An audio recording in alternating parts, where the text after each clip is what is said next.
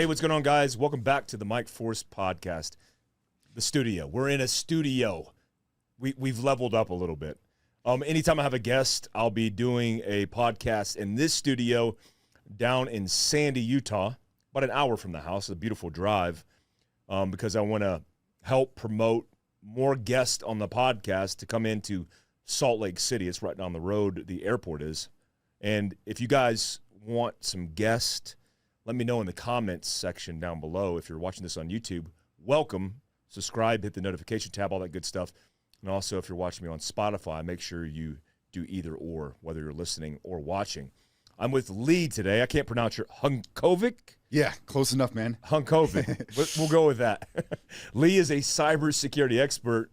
And guys, I just did a sit rep this morning for Dead Drop Intel, and cyber is top of priority for really everybody in the government. The CIA, I know the Director of National Intelligence, also the Counterterrorism Director, Joe Kent, which is a buddy of mine. Cyber is a huge part of security right now because it's seemingly out of control. Before we go into the news, media, and then there's a whole bunch of recommendations I'm sure you could offer, let's get into your background a little bit. Okay, my name is Lee Hunkovic, a.k.a. Prometheus, and I am a cybersecurity insider, ethical hacker, freelance security consultant, and a #1 best-selling author and podcaster as well. I have my book, can I see the title real quick? Sorry about that. Yeah, you can say the title. I have my book, Cybersecurity for All, How Non-Technical People Can Survive a Digital Apocalypse, teaching people with no technicality how to defend themselves from cybercrime, privacy abuse, government overreach, and grid down cyber warfare. And I also have my podcast, Cyberpocalypse Survival, teaching that as well. And one of the reasons I get into this is because, as Mike just mentioned, the enemies of America are preparing for a cyber 9/11. They are positioning themselves to take down America's critical infrastructure and reduce us to anarchy. And between that and like mentioned, the explosion of cybercrime, privacy abuse, and government overreach, I decided to step in and do something. Because the good news in all of this is that if you have the technicality to surf the web and send an email, then you have an array of countermeasures at your fingertips to defend yourself. And so I am going to turn the tides of the digital age by teaching the innocent to defend themselves from this darkness. How'd you get started in this? So I know you did a stint in the Army in the beginning, and then obviously you've come full circle. Let's talk about your background. Why did you join the Army? What time period? Let's go through it. Well, the Army was something I'd always wanted to do. I realized by age 12 that I wanted to do something involving counterterrorism, and enlisted 2 weeks after college, a week and a half for 9/11, which after writing my junior year college thesis in June 2000 on how bin Laden was going to hit the U.S. for thousands dead, and we were unprepared. And then, so I'm in 30th AG in Benning. Towers go down Tuesday morning on 9/11. First words out of my mouth were, son of a bitch, this is bin Laden. And then I ended up in 3rd Ranger Battalion after doing the basic AIT Rep and Airborne, and quickly found myself overseas hunting the men responsible. And then after the military was over, I got out, sort of meandered around for a while, trying to sort of find my niche. And when I was down in Northern Virginia doing my grad school at George Mason University beforehand, I was working in security, and my former boss, who became my mentor and best friend, we stayed in touch. And then when years later, 2018 rolls around, and he gives me a call saying, I ran into this guy who has this program going between the Australians and the Americans where they are flipping high aptitude veterans into cyber, and I really think you should reach out because you're perfect for it. He goes, I'm too old for this, but I think you'll do great. And so I reached out to him, Ranger Special Forces guy, We really, we really hit it off. I took the exam, did really well on it, and was what they were looking for. I was the second American to complete their crash course cyber training. I'd never seen Windows 10. I'd never heard of Linux. Yet just through not being able to quit made it through. And then from there, got my first cybersecurity certification after the CompTIA Security Plus. And then a few months later, I'm working on K Street in DC, managing a cyber operation at the Washington Post as the Cybersecurity Operations Center Manager and Tier 1 InfoSec Analyst. And then after that, the contract concluded. It was a wonderful experience there. Great people. I went ahead and worked for 4.5 years for BAE Systems, Inc., where I worked as an insider threat cyber analyst too, busting data thieves. And so beginning of the year, the position there concluded. And one other thing that I've been into for quite some time was working with cybercrime victims. Because when you work in cyber, you become 911 for your friends and family. And I've worked cases involving everything from hacked emails, drained Amazon gift cards, online child predators, and even a ransomware case beginning of the year where it was an ugly one, but got the victim her life back and the attacker got to go pound sand. And so it was at this point that I realized that I have a gift. And so I decided to go into this. And it also started writing my book, St. Patrick's Day of 2024, because I realized that I have the ability to explain these really abstract concepts in cybersecurity and make folks with no technicality understand, and teaching them how to stand up against all this nonsense.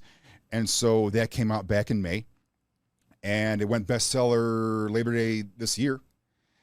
And then shortly after, launched my podcast, starting to teach this. And so that's more or less how it came about. And it was one of those things where 10 years ago, I myself only had the technicality to surf the web and send an email. If you told me a decade from now I'd be in cybersecurity, I would have told you that you need to take a drug test. I'm like talking to the wrong guy here. And so the good news is that if I can learn this, so can you. Yeah. I can teach most anyone this stuff because one of the reasons why I'm doing this is to democratize cybersecurity and survival. And one of the things with this is, okay, Mike obviously teaches preparedness, and I teach cyber preparedness, and the line between warfare and cyber, as well as soldier and hacker, is really kind of starting to blur. They're starting to become one and the same. And so I really thought this was a great match here. And Mike was kind enough to have me on the podcast here as a brand new entrepreneur and brand new podcaster myself. And so that's more or less how the whole story came to pass. Well, man, you obviously are super intelligent, and you're right on, because I've never even thought that individuals, like normal people, would be the front line of countering cyber threats, because it's so abstract of a thing. Like we think of cyber attacks, it's hacking into a mainframe of a system. Mm-hmm. We don't necessarily think, sure, identity theft exists and the malware stuff being embedded, but you really don't hear a lot about that as much. But it's still going on. It's just not talked about as much because, I assume when you're having federal organizations that are being attacked inside and out, that's going to make the headlines. And normal people, I know this by the billions of dollars every single year, are taken advantage of because of smart hackers, smart cyber hackers who are infiltrating civilians. How do you contextualize cyber for the layman who's countering that? Is like, who are these people? Like, is it like an underground basement farm of human beings that are just going after targeting people? All the above. You have individual hackers who target individuals, often for anything for extortion, up to including some of these gangs of evildoers who are targeting kids for everything from sextortion to coerce them into suicide or self-mutilation live stream. I'll be releasing my episode in a couple of weeks where I straight up call them out. It's individuals. It's organizations. What does that mean? Strip call them out. Is that like? I call them out basically saying, FAFO, Yeah. more or less. Is that like those guys who go into 764 UTTP are two of the satanic online gangs targeting kids, Wow. as well as the pedos. But it's individuals, it's criminal gangs. It's also what's called APTs, Advanced Persistent Threats. These are your state-sanctioned crews, like Lazarus Group with North Korea, Fancy Bear with Russia. All of them where they're state-sponsored, they're state-funded, they're run often by intelligence agencies, but there's also criminal crews as well. The criminal crew Evil Corps, Russian cyber criminals who got picked up are now in the employ of the Russian government. And so it's this entire cacophony of rogues, everything from individuals to criminal gangs to state-sponsored crews doing this. And one thing that you're really on the right path with, Mike, is we all think state-sponsored breaches, CIA and NASA. Well, the way a lot of these groups more or less sharpen their skills is on smaller targets. They start off with your individuals. They graduate to your mom-pop coffee houses. They work their way up to your small municipalities, such as your small town school systems or small town energy companies or something else, where they are getting better and better at their attacks in preparation for the Super Bowl of cyber, where they hit something big. And so there really is this progression to it all. But it's a good thing to hear that it's being taken seriously, because for the longest time, sort of the enemies of America are a little bit further ahead in terms of cyber warfare, but sounds like we're starting to catch up, and it's long overdue. And so it's one of those things where, no, we are the front line in many cases, because one of the things I go into in my book is how to report cybercrimes to the FBI, which is essential, because that can get the feds involved, and where we kind of become their eyes and ears. If I'm sure many of you have received phone calls from the IRS scammers with thick South Asian accents. Mm-hmm. I've always wanted to, because I always keep a loaded whoopee cushion in the desk just in case, but never was so fortunate. But anyway, it's like, no, you may have remember how all of a sudden they fell off the grid. The reason was FBI Internet Crimes Complaint Center got involved, coordinated with the Indian authorities, and they were not only arrested, but they were hauled to the village and pelted with vegetables on their way to prison. We're giving their country a bad name. And so that's why it's so essential, because reporting to the FBI and law enforcement is what gives them this advanced visibility. And where very often the small-time crook can lead to the bigger fish, kind of like in counterterrorism, where one little guy leads to the big guy, and where the one investigation sort of leads to the next. And so that's one of the things there where, yeah, it's a lot of different things. There's individuals, there's criminals, there's also military organizations, there's intelligence agencies. It's really becoming the new form of warfare. And the whole reason is because we as America, we have two equals, Russia and China, militarily, but cyber's a level playing field. That's where we're on equal footing with North Korea, Iran, and other countries like that, where in many cases they may even be a little bit ahead at the moment. What is this, like you said, sextortion? Oh, what is that? Give me an example of like how these guys would operate. Okay, what they're going to do, you take the gang 764 or the gang UTTP. They go on children's forums like Roblox, where all the youngsters play their games. They become part of their server and part of their group on Discord. Pretending to be a kid. Pretending to be another kid. Where the sextortion ploy is based on the demographic of most of the suicide victims being teenage boys. They impersonate the pretty girl, convince them to give them nude pictures, and then threaten to release them to everybody, their friends, their parents, their family, their church, and tell them your life is over. And then from there, if the kid's lucky, it involves payment. If not, they try to drive them to suicide or ritualistic self-mutilation, all on live stream. The other gang, UTTP, is more into harassment, sending child abuse images, gore, depravity, and all of that. Fortunately, Director Kash Patel of the FBI busted 764, but unfortunately, they've also had some offshoot groups, and UTTP is between their crosshairs as well.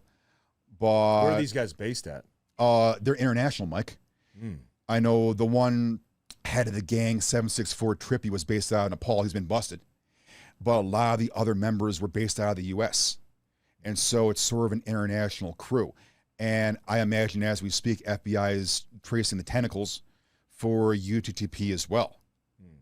You use the term ethical hacker. And when I was in USASOC, Special Operations Command, they did send me to an ethical hacker class for about 2 weeks. I think it was 2 weeks. And it was somewhere random because there were civilians in it, and I was just blending in. And I remember going through that and thinking to myself, they call it ethical hacking, but technically it's hacking school. But the whole point is, in order to counter hacking measures, you have to understand countermeasures, or you have to develop countermeasures based on the understanding of how to do the role, right? So is a hacker isn't necessarily a bad thing, because we always look at it as a bad thing. You need a team of hackers or a task force of hackers in order to infiltrate these organizations to see where they are.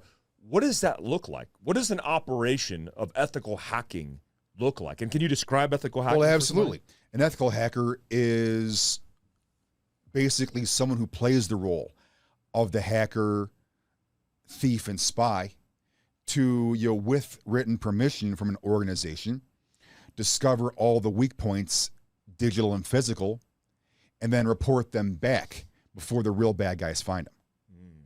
And so they get contracted out where they keep a get out of jail free card in their pocket. So if they're arrested, they hand them over saying, call this number, and they can explain the situation where they may hack a network. Although it's with limitations usually, where it's like, well, hack in, show us the loopholes, don't try to blow everything up. Digital or physical. Right? And it's like, or they may infiltrate a building and try to get into a meeting, up to including a classified meeting, after stealing IDs, hacking into the Wi-Fi, whatever else. And similar things such as that. It can be civilian facilities, it can be government facilities, it can be many other things. And as far as infiltrating the groups, I mean, that'd be more of a criminal or intelligence operation.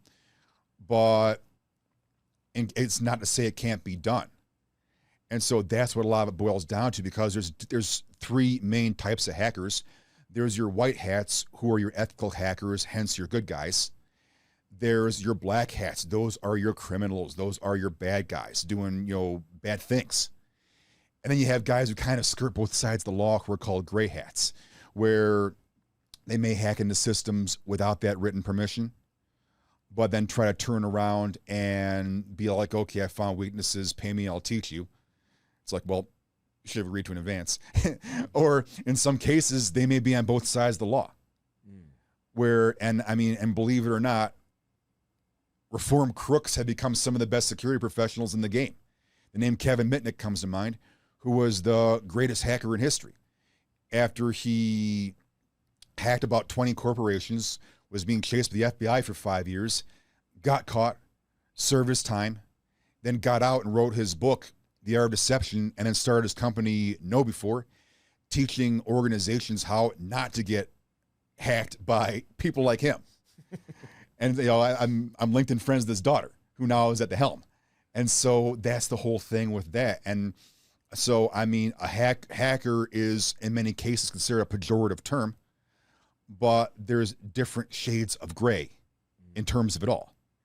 And so, yeah, it is. I mean, we go in and we hack into things, we break into things, and then write a really nice report as to what you need to do to close the loopholes before a real guy comes in here and really just eats your lunch. I know we're really vulnerable, because I just did a SITREP report this morning on Russia's attack on infrastructure, and they included a whole bunch of targets. They also included targeting oil and gas lines, right? Yeah. It's a major problem. especially because overseas, obviously, the infrastructure and the systems they're using are typically outdated and don't have the security measures that we have. Mm-hmm. What is the biggest threat that you see domestically from international threats, like foreign adversaries, state actors, against us? I talk about the vulnerabilities like every day, and we do a show on Survival Dispatch every Wednesday. I have it tonight at 5 p.m. But when we look at the biggest threats, what is the biggest vulnerabilities that you see that nobody's paying attention to? Or maybe they're paying attention to, it's just not being addressed. Well, they're being paid attention to, fortunately, but I would say without a doubt the threats against critical infrastructure.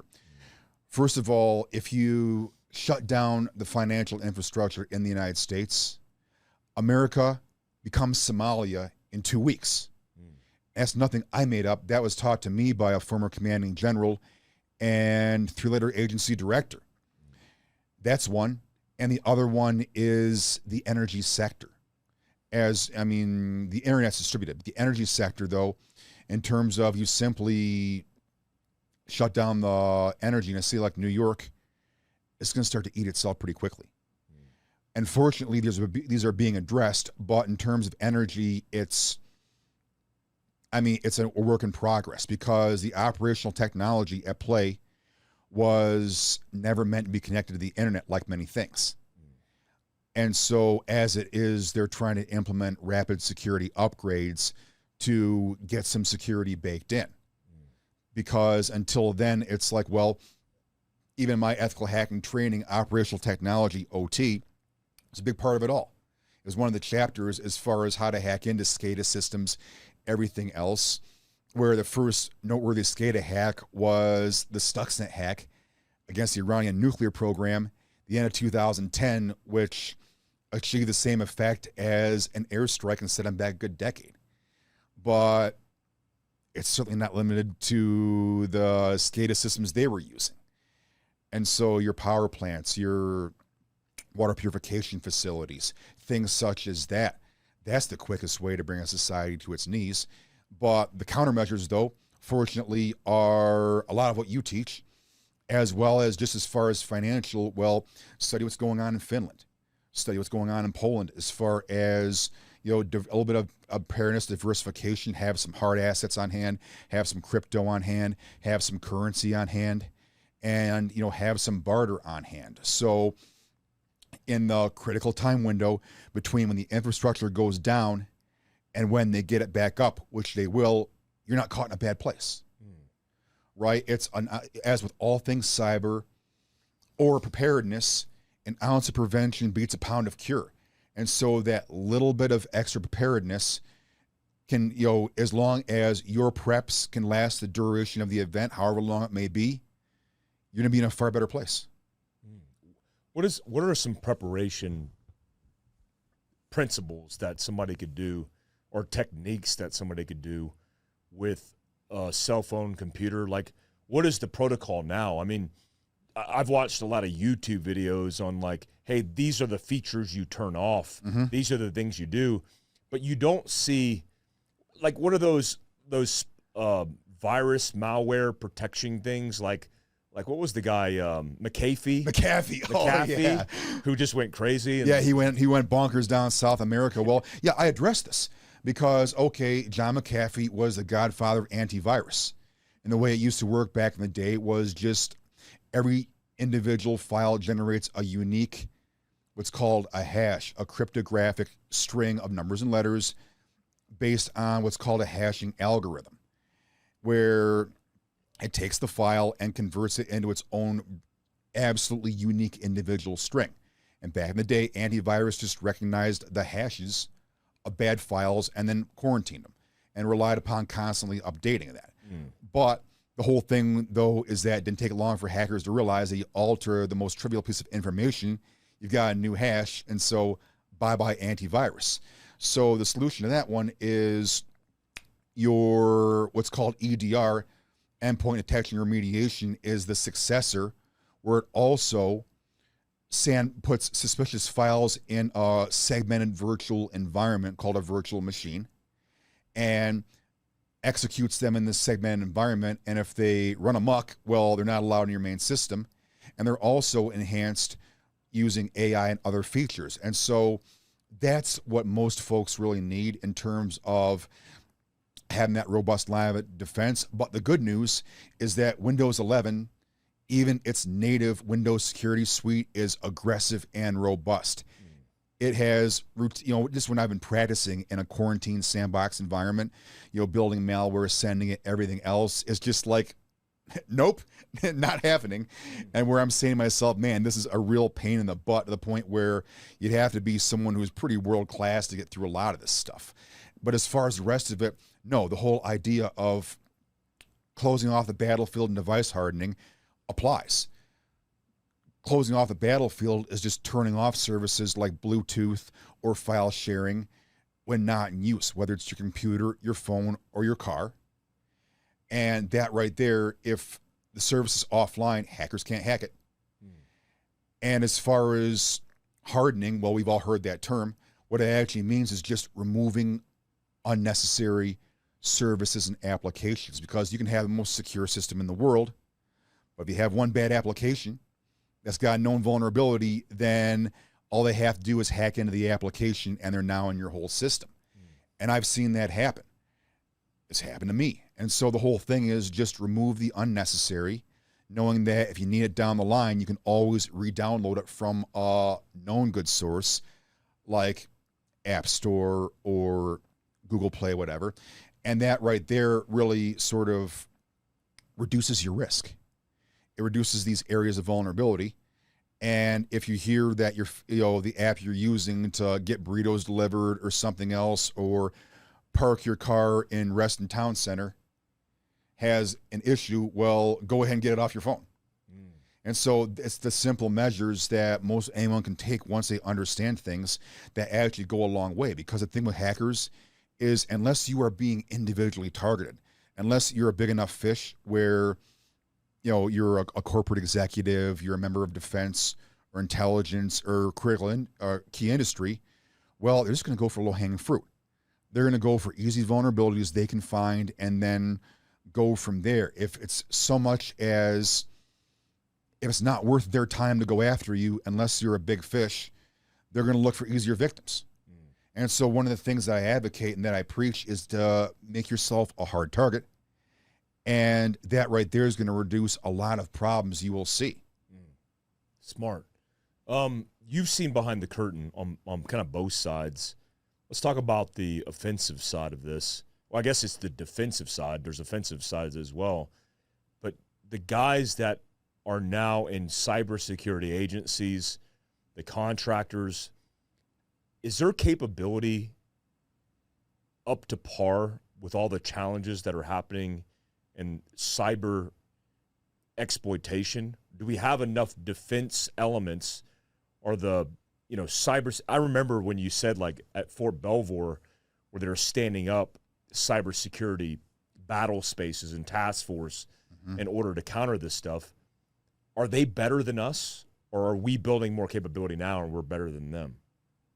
They're always going to be a little bit better than us because they do this all day. Whereas we security professionals are much more generalists. Attackers control the timing. Defenders control the battle space. And sooner or later, no matter how good your defenses are, I don't care if you're CIA, NASA, what have you, sooner or later, they're going to find a way through. The issue in many cases is how fast can you kick them out? How much can you contain the incident? And then how well can you make sure it never happens again? They're always going to be a step ahead because it takes, they think of the new tactics, they discover the new vulnerabilities, and then we find the new countermeasures. So we're very reactive. Yes, yeah. Exactly. But the whole thing is, it's not if, it's when for organizations and individuals. But success is measured by having fewer incidents, further between, with less severity, and then developing the countermeasures as quickly as you can. And it's one of those things where I'm definitely starting to see how I think we're starting to catch up in terms of a lot of the gaps.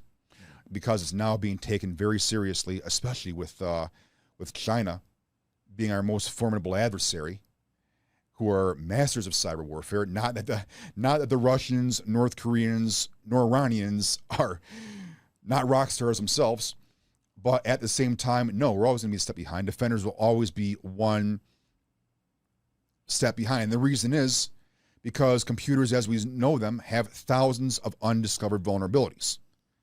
And cyber is a race between your hackers trying to find them and exploit them versus defenders trying to find them first and create code fixes, patches to plug the holes.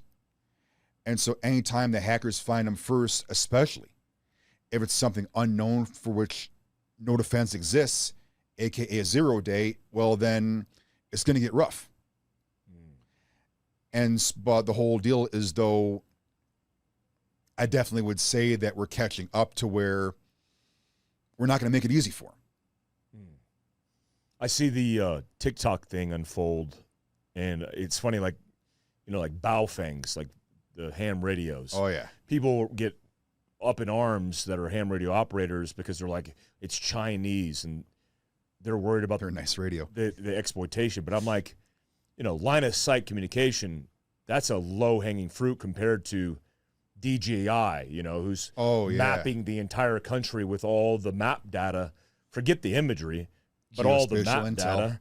And then when you look at TikTok, a complete infiltration of living rooms and, you know, the basically the blueprints of our entire country and psychological operations. Mm-hmm. I mean, the Chinese don't even let their own children on TikTok past a certain hour, and they restrict them at certain parts of the day in certain regions of the country, and they're on full blast, obviously, in the country because they know our children are going to abuse it. They're going to let them abuse it, and they're going to exploit it.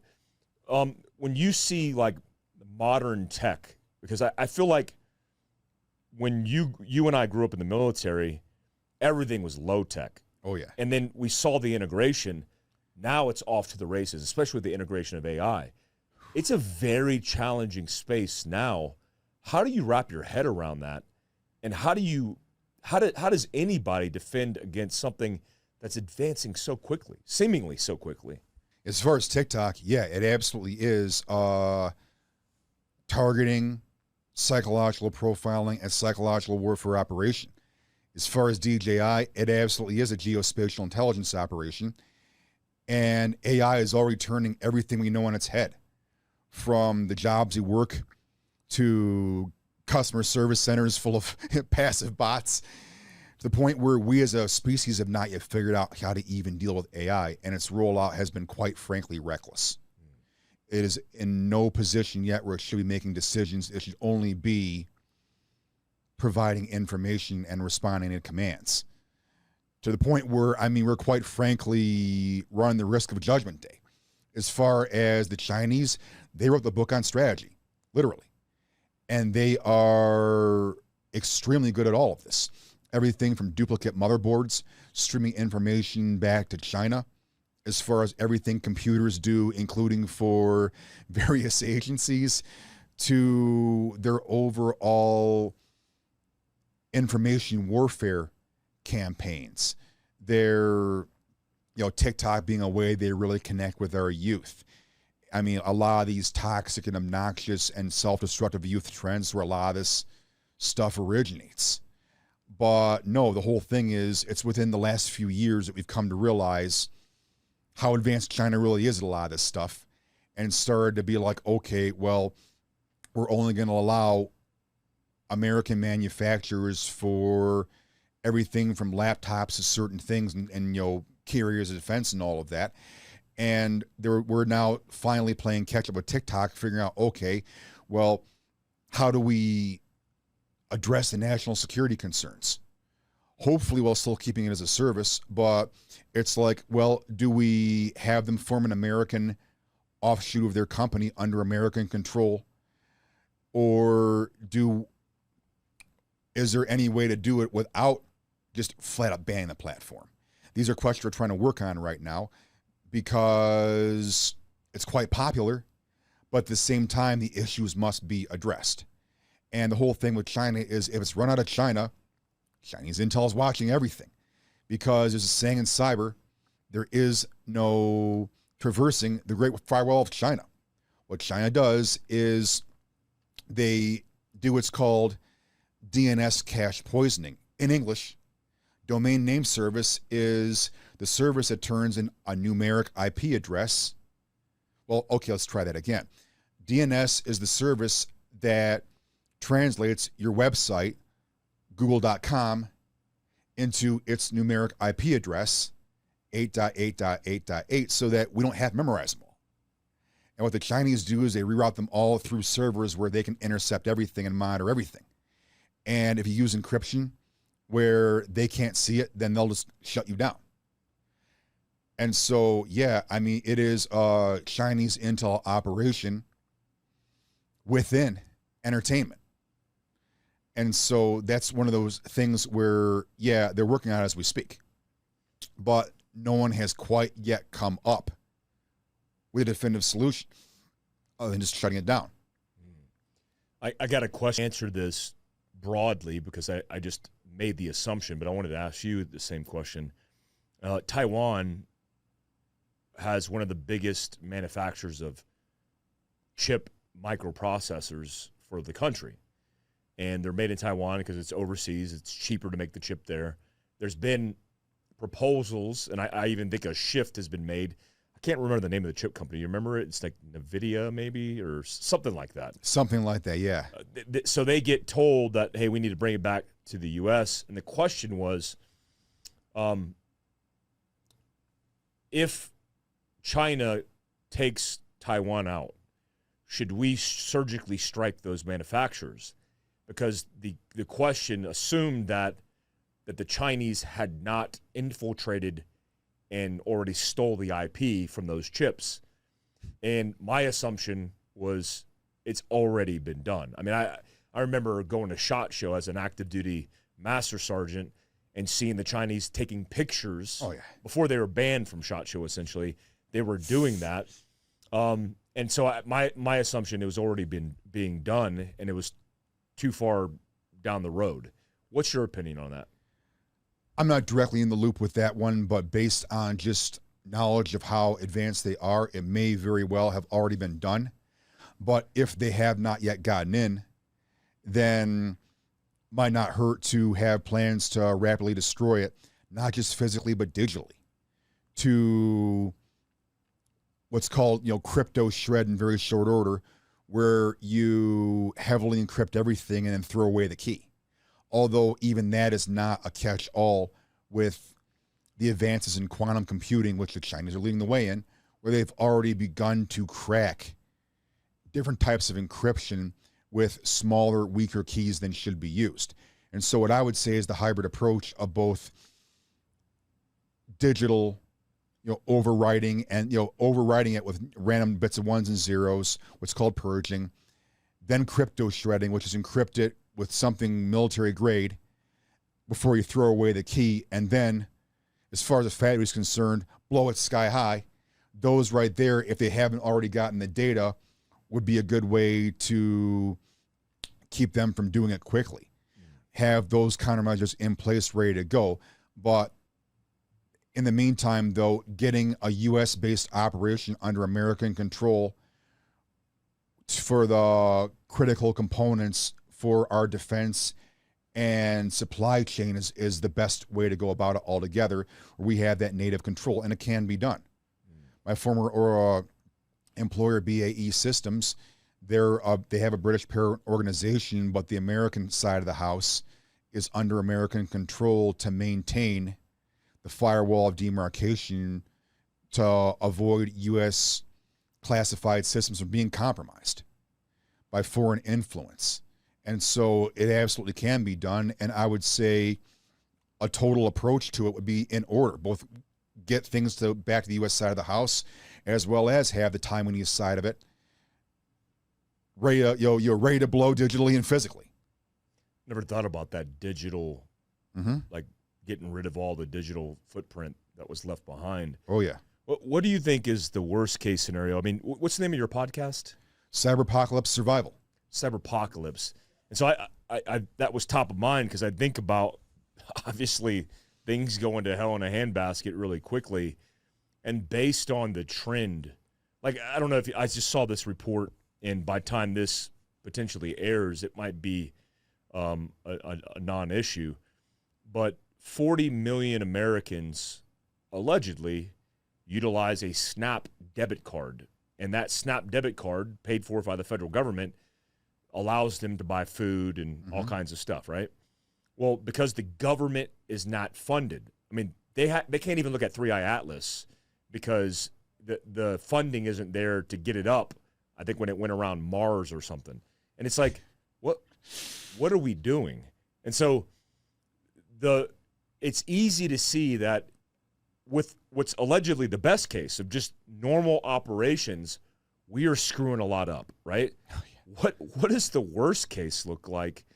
And when I see North Korea, Iran, Russia, and China doing joint sessions together, oh yeah, they're obviously cooperating. They're pulling their resources together, and it wouldn't be difficult to see a scenario where they come forward and they basically line out the battle plan. If you don't cooperate, you don't do X, Y, and Z, we'll just obliterate your entire country. Now, one individual foreign adversary, probably not capable, but three of the world's powers that are adversaries, with an additional fourth one. I would say North Korea is on that list. Iran might even be on that list as the oddball out. But what does the worst case look like here, especially with all this advancement that we're talking about and the lack of proactiveness? Well, the worst case, Mike, is exactly what you just described.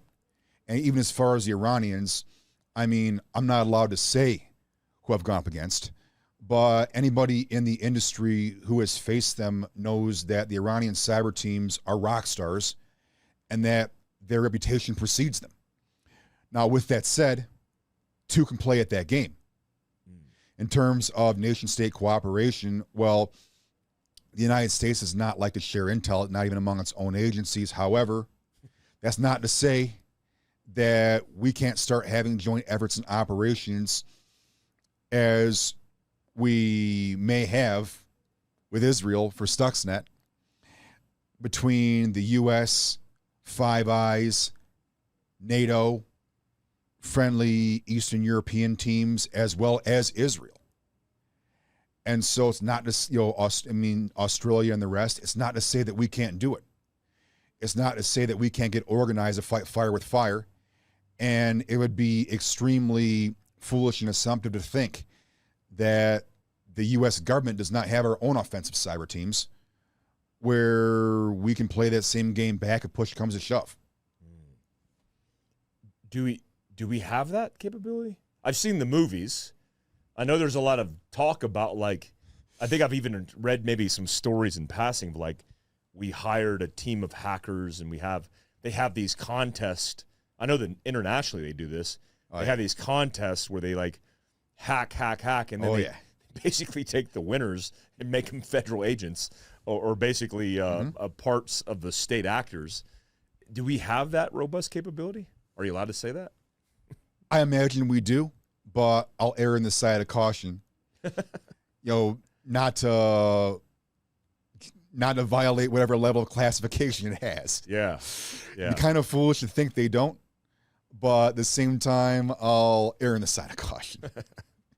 Let's plug your book one last time. Tell me about the book, because what I like about the book, just flipping through it, is it's kind of a technical manual. It's not it's not a novel on cyber hacking and security. It is literally a technical manual. It's a tutorial. Yep. How many revisions are you going to have to do? Which is a good thing for a book. You're going to have to revise it, I assume. Oh, yeah. Well, I'm going to have to revise every so often. Some of the information changed. By the time I got to the end of the book, some of the information in the beginning had already changed. I had to rewrite the section on vehicle hacking, everything from how modern thieves steal cars by hacking them to how you can take out, and this is open source information, you can hack into someone's vehicle, take it over with them inside, speed it up, and crash it. Wow. To how that's being done. I had to rewrite that. My section on managed security services, where regular folks can hire incident management team if they ever have an incident, where it's more or less cyber insurance, everything from insurance companies to, major firms. That needs to be rewritten already because the field's evolving, but it's going to have to be rewritten every so often. It's going to have multiple editions come out because the technology is changing that quickly. And already, by the time I'm done with my podcast, which goes over what's in this, then the field's evolving, and that's what's going to get really interesting. Everything from sonic warfare and Havana syndrome. I'm going to reveal what's really behind that, where the U.S. government can't see the forest for the trees. It's simpler than everyone realizes, deceptively so. To, just some of your more, regular stuff, creeper cam, counterintelligence,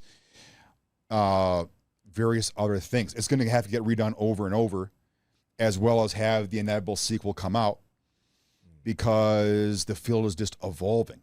The dangers of AI. It's like, well, already they're talking about AI companion bots, right? Where, for the right price, you can have an AI bot of whoever, Angelina Jolie for the gentleman, or it's like Brad Pitt for the ladies, whatever else. Well, that raises some pretty serious concerns, because first of all, that robot can pretty easily be, I imagine can very easily be hacked to spy on you. Not to mention that if it ever goes haywire or someone hacks in, kill you. Because, okay, I imagine we've studied a lot of the same martial arts in the military. The human body is covered in weaknesses from head to toe that even a small individual training can exploit. But what the hell are you going to do against the Terminator? Or even if it's made out of plastic versus some wazoo alloy in the movies, well, there's still not much you're going to do to hurt it unless you happen to have a 12 gauge handy. And so it's one of those things where, people are potentially going to be sitting with the Terminator. And so it's already getting into all these concerns where, as far as AI is concerned, we really need to put the brakes on some of this and find out where we want to let this go as a species before we lose that choice, as we did with the internet, where we never defined the line between security and privacy, and then we had that decision taken away from us forever. And so, the book, some of the stuff in here will quickly become obsolete and quickly have to be revised. And then in the very near future, there's going to have to be a sequel to address the new stuff coming out. It's going to make a lot of this stuff look less frightening in comparison. It's going to be like hieroglyphics. Instead of the bomb drones coming after us at big public events potentially, well, it's like, well, dang it, now I've got Terminator in the house. Yeah. It's like, well, that wasn't too bright after all. It's wild, man. Well, I appreciate you coming on the podcast and educating us for this short block of time. I'm going to link all your descriptions and stuff for your website, your book, and then your podcast down below. What else are you getting into in the future? Though that's basically it for the time being, right? It's one of those things where I've really found these two projects and decided to run with them. And then once they're up and running, well, as I find out in this whole process, the process kind of defines itself, where one idea may not work out, but may lead to the next that takes off like wildfire, which is kind of where I found myself with this. And so time will tell, Mike. Yeah. All right, guys, so make sure you check out Cybersecurity for All by Lee. Prometheus is my Prometheus. Is that street name? Is that your street name? Street name, yeah. Your underground name? Well, I appreciate you coming in, man, and check them out. And I'll see you guys next time. Bye, guys.